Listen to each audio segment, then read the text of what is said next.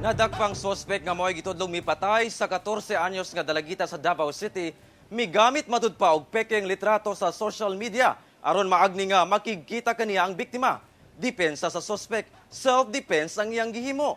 Ani ang report ni Argil Relator. Sa CCTV, makita ang pagawas sa usa ka lalaki ug babae sa usa ka kan-anan sa Barangay Bato sa Turil, Davao City, Martes sa gabii.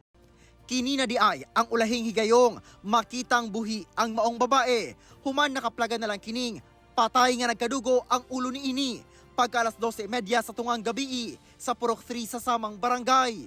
Sumala sa kapulisan, nakapangayo pa og tabang ang biktima sa iyang igsuon pinaagi sa chat. Pagkabuntag, nadakpan sa hot pursuit operation sa kapulisan ang sospek nga giilang si Jason Tugahan, 20 anyos. Sa investigasyon sa kapulisan, Nagkaila sila through chat, then nagkauyab pud sila through chat gamit ang laing nawong sa suspect. So dili gyud original nga nawong sa suspect po iyang gibutang sa iyang profile pic. And then nag-meet sila first time, and then pagkakita sa biktima nga dili mao ang nawong, syempre. So wala siya nag-expect mo ito yung nawong sa sa suspect. sa bersyon sa sospek, padulong matud pa sila sa usa pa ka laing i-meet up sa biktima. Apan una sila moabot sa lugar, nadalinas daw siya og nadala ang biktima. Hinungdan niya, gipasakitan kuno siya sa biktima. Nakagbanod sir niya paubusan sa niya. Gusto ko na concert na slide. Nadamay na niya akong ibunalan. Siya akong ibunalan. Sagpa mo niya, ibunalan sa niya. Pasaylo.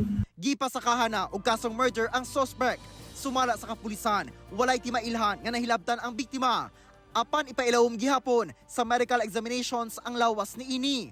Nanawagan sab ang kapulisan sa mga ginikanan nga i-monitor ang mga anak, ilabi na sa paggamit og social media. Sa minor de edad, under man na sa sa ginikanan, dapat i-guide yun nato para sa ilahang protection. Kauban si Leo Arcajes sa kamera. Ako si Argil Relator para sa One Mindanao.